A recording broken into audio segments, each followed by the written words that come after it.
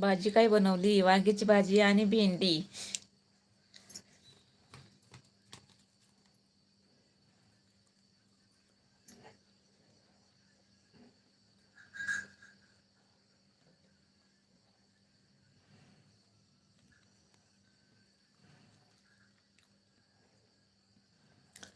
संजय दादा आहेत का? बोला. संजय दादा आहेत का?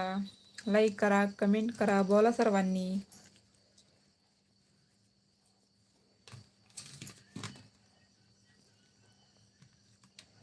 लाईक करायला पैसे लागत नाहीत का लागतात सांगा?